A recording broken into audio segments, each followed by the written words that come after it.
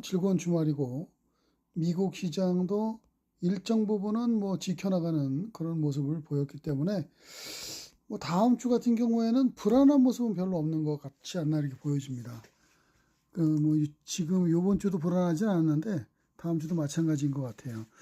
일단은 인플레이션 부담이라든가 이런 거 지정학적 변수 이런 것들이 있었거든요.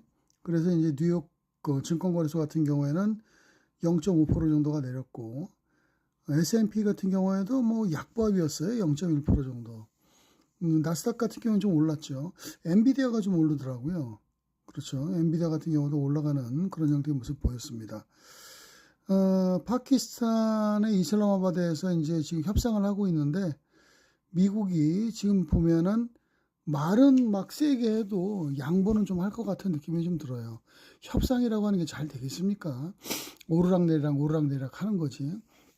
어떤 놈이 더 달라 그러면은 나는 못 줘. 그런 게 협상인데, 근데 미국 같은 경우에는 지금요, 요번에 CPI 발표해서 보시면은 아시겠지만은 요번에 CPI가 그렇게 낮게 나오지 않았어요. 지금요, 0.9% 정도 상승했거든요. 지금 6월 이후에 상승폭이 제일 높았고, 전년 동월 대비로도 3.3%가 올랐어요. 에너지하고 식품 같은 경우 이런 거 제외하고서는 뭐 나머지는 안도감을 뭐 근원 PC에서도 주긴 했지만은 뭐 전체적으로 놓고 볼 땐 부담이 가는 그런 모습이에요. 특히 에너지 쪽으로는 그렇습니다. 또한 그 소비자 심리 지수 같은 경우에도 사상 최저치를 계속 기록하고 있고 이런 상황 속에서 미국도요. 이게 지금 보면은 CPI가 계속 이제 소비자 물가 지수가 올라가는 양상을 두고 볼 수 없잖아요. 자기들도 선거 있는데.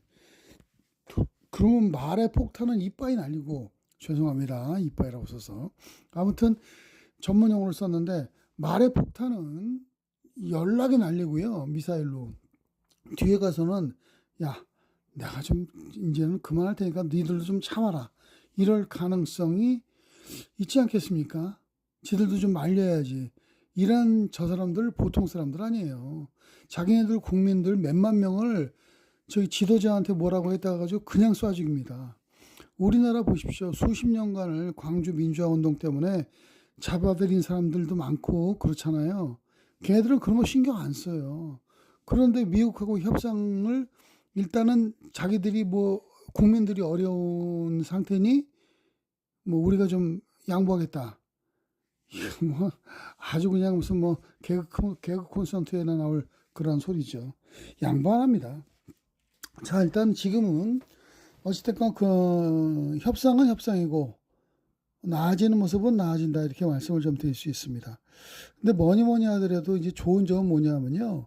외국인들이 안 팔아요. 외국인들이. 일단은 지금 보면은 외국인들이 1조 원 이상을 거래소에서 매수를 해줬거든요.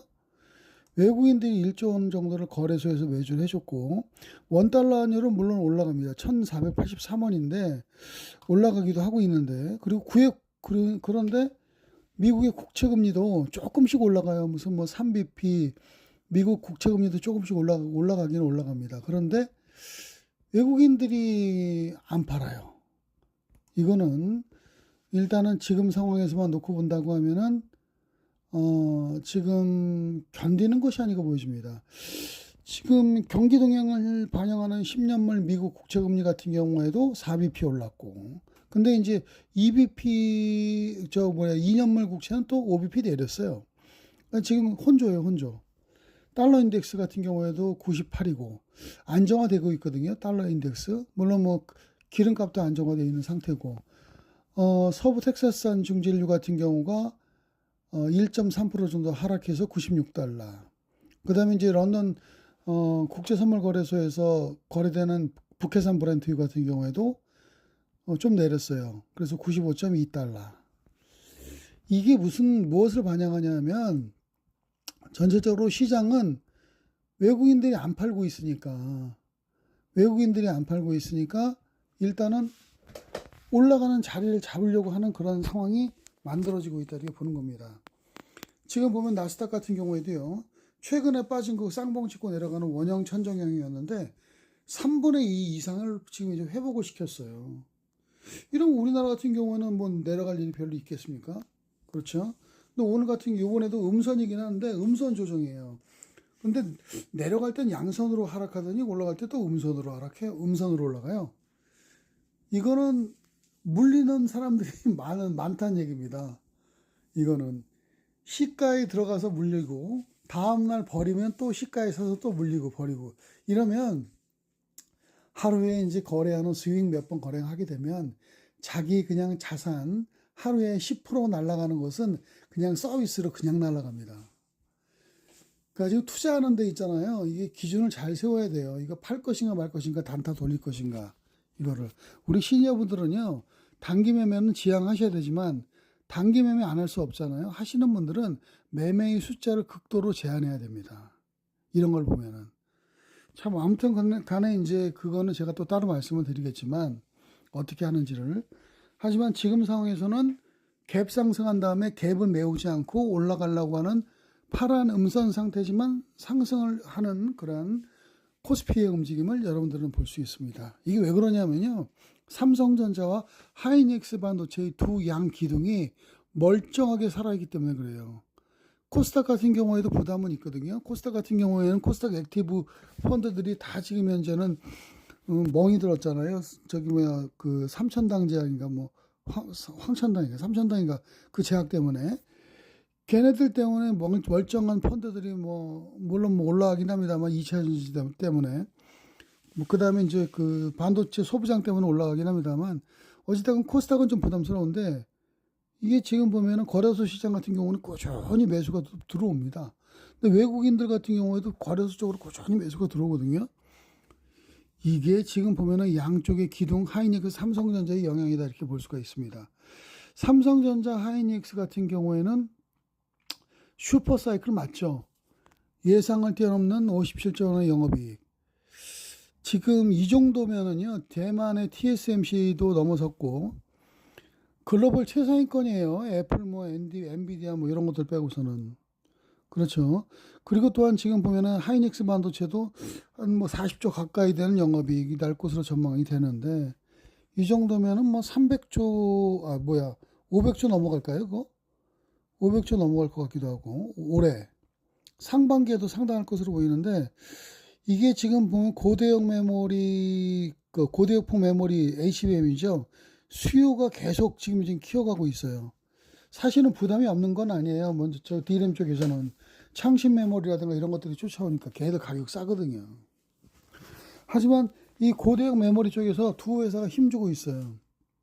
그런데 지금 글로벌 상장사의 시가총액 순위는 삼성전자가 15위 정도 됩니다. 15위. 그 다음에 하이닉스 반도체가 20몇 위 정도 되거든요. 근데 이제 영업이익 순위로만 놓고 볼 땐 그렇지 않은데, 근데 이제 좀 틀리죠.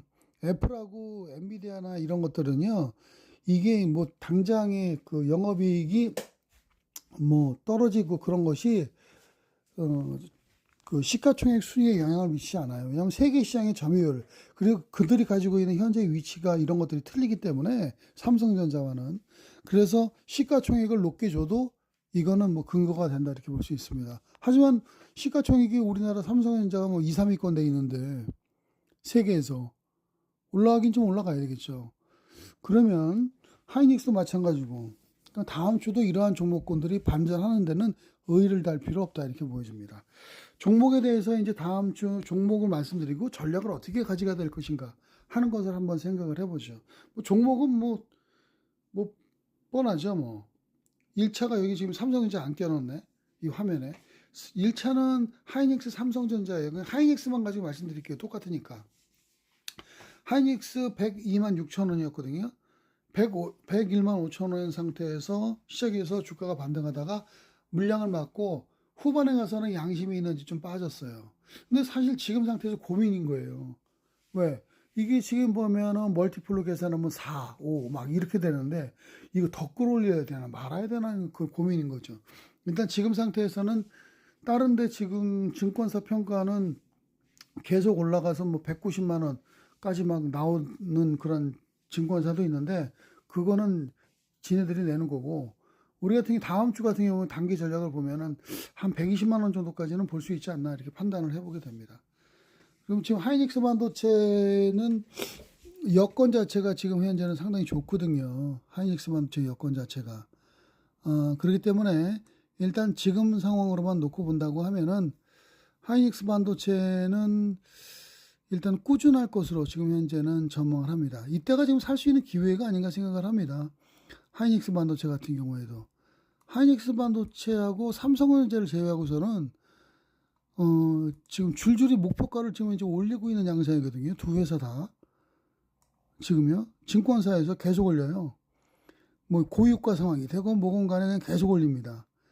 뭐 닉스 200만 간다, 뭐 40만 간다, 뭐 이렇게 얘기를 하고 있는 상태이기 때문에 메모리 다운 사이클 상황에서도 비싸게 팔 수 있는 그런 논리가 주가에 반영되고 있다 이렇게 보는 것이죠.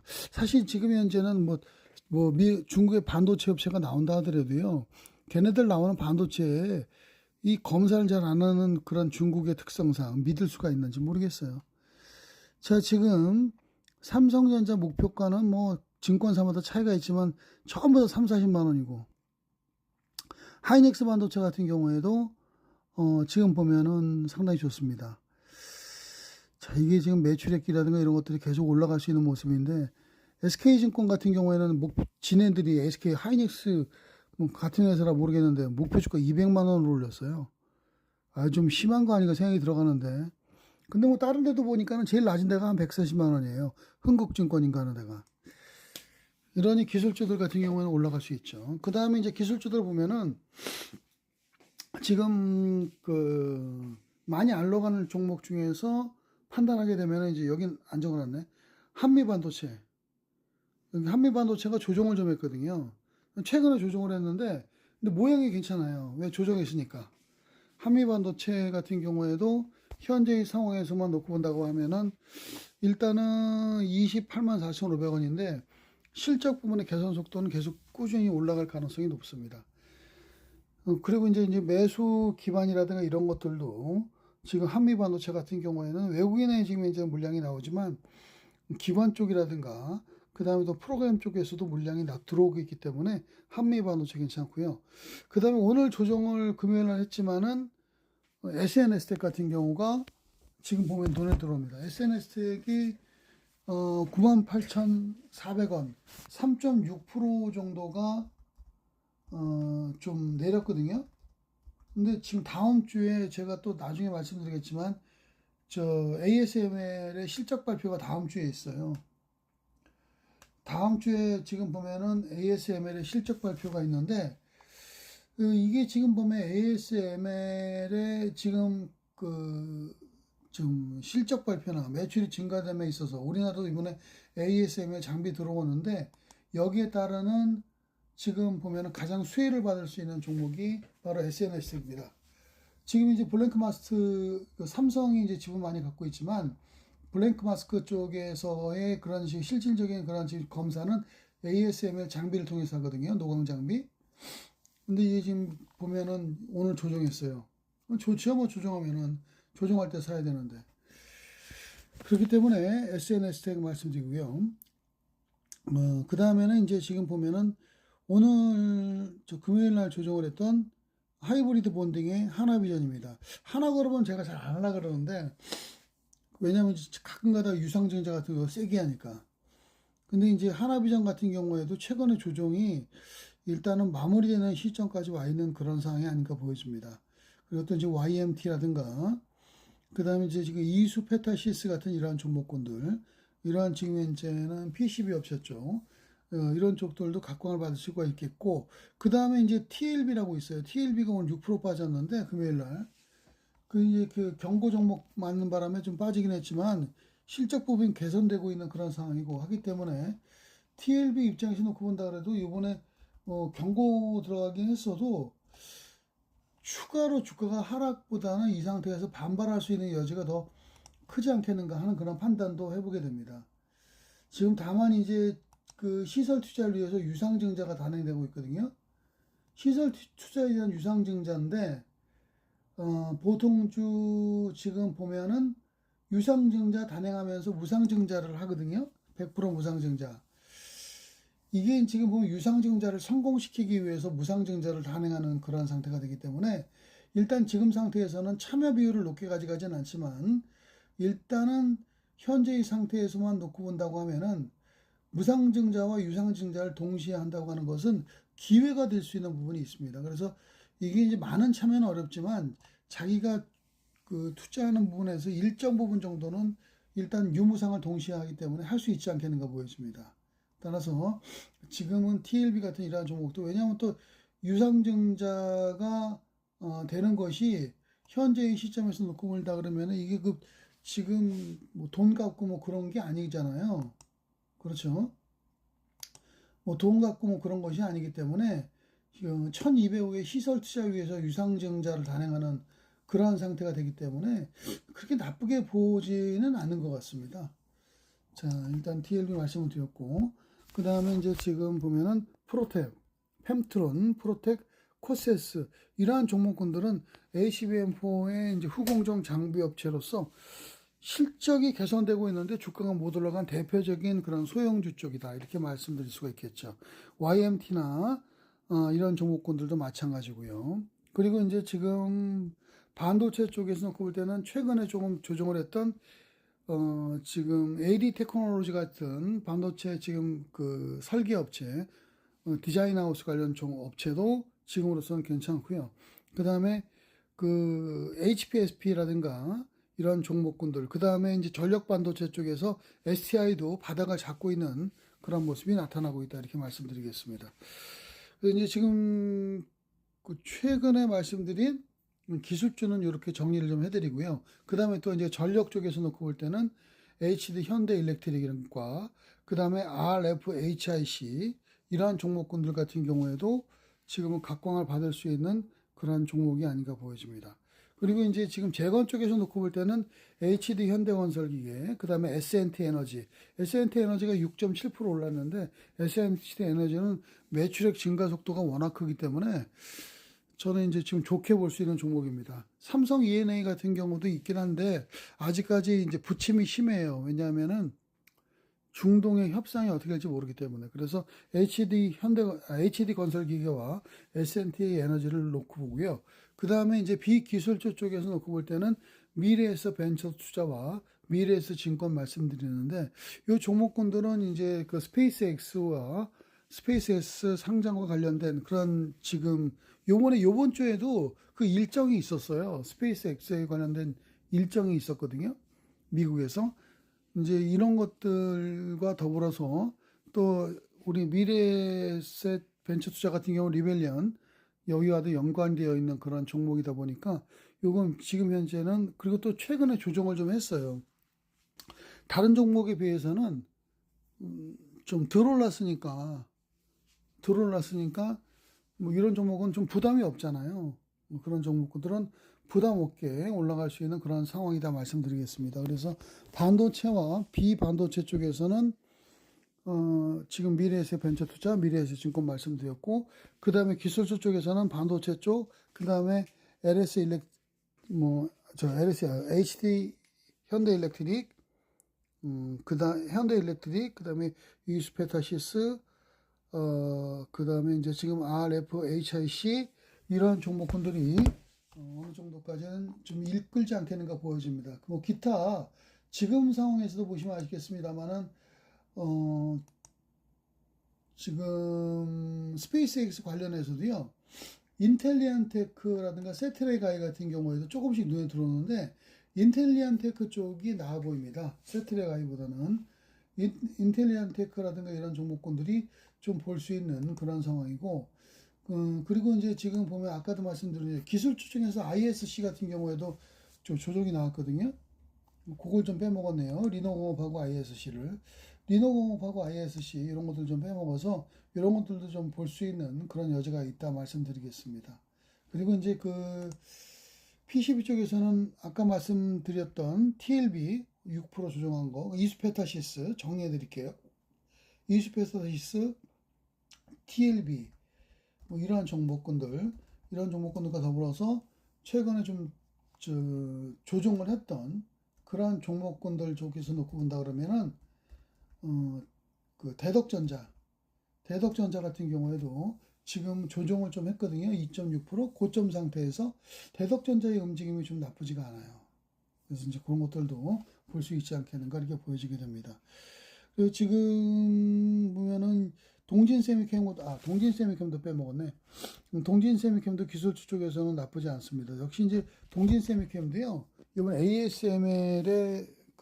ASML과 연관된 그런 종목이고, 그리고 실질적인 그런 지금 보면 여태까지 평가가 낮게 돼 있어서 지금 보시면 아시겠습니다만 주가 수준이 높지가 않아요. 동진세미캠이. 그렇죠. 미리 이제 조금 올라갔어요. 어저께는. 금요일 날은. 좀 올라가긴 했지만은, 그러나 지금 단계에서 놓고 본다 그러면은 동진세미캠 같은 경우에는 사실은 조정 이후에 재반등할 수 있는 그러한 지금 보면은 충분한 종목임에도 제대로 올라가는 그런 모습 보이지 못했죠. 거래량이 900만 주가 나왔어요. 터졌죠. 그래서 이제 지금 보면은 애프터마켓 시장에서 5만 원대가 다시 넘어갔는데 조정 이후에 재상승하는 모습이 나올 겁니다. 그리고 수요 기반도 많이 좋아지고 있고요. 동진세미캠 같은 경우에도 주가의 흐름이 개선될 수 있는 그런 여지는 지금서부터 시작되고 있는 것이 아닌가 하는 판단도 해보게 됩니다. 제가 기술주를 중심으로 해서 여러분들에게 이제 지금 보면은 말씀을 드렸는데요. 지금 이 기술주들이 제가 보기에도 현재의 상황에서만 놓고 본다고 하면은 뭐 기술주들이 앞서 나가는 그런 모습이 나오지 않겠는가 이렇게 판단도 해보게 됩니다. 동진세미캠 같은 경우는 미국 텍사스 거점에 한 2,600억 정도가 규모 투자하거든요. 2분기 정도, 2, 3분기, 한 3분기 정도 텍사스 공장 가동도 될 것으로 보이고 있고요. TSMC라든가 이런 쪽도 고객사로 확보하고 갈 가능성이 있기 때문에 동진세미캠이 현재 지금 시가총액이 2조 5천억밖에 안 돼요. 지금 보면은 2조 5천억밖에 안 되기 때문에 나름대로 본다 그러면 현재의 금액이 현저하게 싸죠. 한 4조 정도까지는 끌어올릴 수 있지 않겠는가 보여지기도 합니다. 자, 그리고 이제 지금 이제 종목군들을 말씀드렸고 운영승을 어떻게 할 것인가 하는 거를 해야 되는데, 다음 주는 어차피 이라크과 미국의 전쟁을 어떻게 할 것인가 협상을 하는 건데 난항을 겪겠죠. 그 부침에 따라서 움직이게 하겠지만, 그러면 추격 매수하면 어떻게 돼요? 사이클이 S자로 왔다 갔다 하는데 걸리죠. 그렇죠. 그래서 기술주를 중심으로 해서 저점 매수. 월요일 같은 경우에는 어떨까요? 시가 무렵은 약간 강보합 정도 시작하다가 밀렸다가 다시 올라가는 N자형 비슷한 모습이 나올 것인데, 이게 다음 주에 거의 대부분의 모습을 지울 가능성이 높습니다. 그래서 우리 지금 시니어분들 같은 경우에는 극도로 매매를 자제해야 되지만, 일단 기술주들은 분산해서 반도체와 지금 현재 상태에서는 반도체와 전력 아니면 기판 이런 식으로 나누어 가지고서 시장 무렵에 조정할 때 매수해서 한 일주일 정도를 끌고 가는 전략이 제일 유리해요. 그리고 그렇지 않으면 월요일 날 같은 경우는 시가 무렵 프리마켓 시장에서 매수한 다음에 그 다음에 이제 한번 매도하고 그 다음에 9시 정도 지나면서 주가가 출렁일 가능성이 높습니다. 그때 들어가서 예를 들어서 삼성전기도 빼먹었네. 삼성전기는 근데 삼성전기잖아. 하이닉스만 못할 것 같습니다. 어찌됐건 예를 들어서 하이닉스 같은 경우를, 만약에 하이닉스는 원래 잘 출렁이지는 않는데 그럼 다른 걸로 해볼까요? 그러면은 무슨 한미반도체로 해볼게요. 한미반도체를 출렁일 때 밑으로 한 2, 3%쭉 빠질 때 매수한 다음에 장중 반등은 한 12시 넘어서까지 나올 거예요. 그때 매도하고 후반부 무렵에서 현금화 전략 이렇게 취할 수도 있습니다. 후반부 무렵에는 지금 주식을 팔고 넘어가려고 하는 세력들이 상당하니까요. 그렇게 해서 N자형 패턴의 모습이 나오지만 전반적으로 후반부에는 현금화가 좀 이루어지는 그런 전략을 단기적으로 쓸 수 있다. 그래서 우리 시니어분들의 매매는 하루에 한 두 번 정도? 이 정도 이루시는 게 나을 것 같고, 기술주 쪽으로만 해야 됩니다. 지금은 어차피 그 신용이 공여가 안 되기 때문에 신용으로는 할 필요 없잖아요. 그러니까 현금으로만 돌리시는 그런 전략을 취하시고, 그리고 또 그 다음 주엔 특징이 있는 게 이제 금융주들의 일부 반등이 나올 수도 있습니다. 그다고 이제 지금은 이제 지주사들 정부 정책에 따라서 개선될 수 있는 여지가 있기 때문에 지주사들 같은 경우에도 단기 반등을 이용한 그런 지금 한 두 번 정도의 매매가 가능할 수도 있습니다. 그러나 전반적으로 내일은 다음 주에는 조정 시 매수에 들어가는 그런 전략을 쓴다 하더라도 큰 위험 부담은 없는 그런 한 주가 되지 않겠는가 보여집니다. 그럼 다음 주 한번 일정을 보고 한번 말씀을 드려볼게요. 다음 주에 중요한 일정을 한번 보면은 뭐 그렇게까지 뭐 중요한 일정이 있는 건 아닌데, 뭐 CPI는 발표를 했고요. CPI는 그렇게 지금 보면은 기름값이 에너지 관련 종목, 에너지 관련 부분에서가 좀 영향이 좀 있는 것 같긴 합니다. 그렇죠. 그래서 지금 상황에서만 놓고 본다고 하면은 다음 주 같은 경우에는 그 에너지 관련 쪽 이런 쪽에서 지금 현재는 좀 부담이 있을 수 있어서 CPI 발표는 이미 끝났지만 좀 부담이 있고요. 그 다음에 미국의 13일 날이 공급망 전시회, 여기서 아마 로봇 관련해서 공급망 전시회가 있을 건데 우리나라 쪽에 큰 영향은 받지는 않을 거예요. 그리고 이제 지금 14일에 미국의 생산자 물가지수, 미국의 생산자 물가지수는 좀 중요합니다. 왜냐하면 다음에 미국의 생산자 물가지수 PPI는 다음에 CPI에 영향을 주거든요. 기름값도 그렇지만 생산자 물가지수의 방향에 따라서 영향을 줄 수 있는데 이 부분은 참고를 한번 하셔야 됩니다.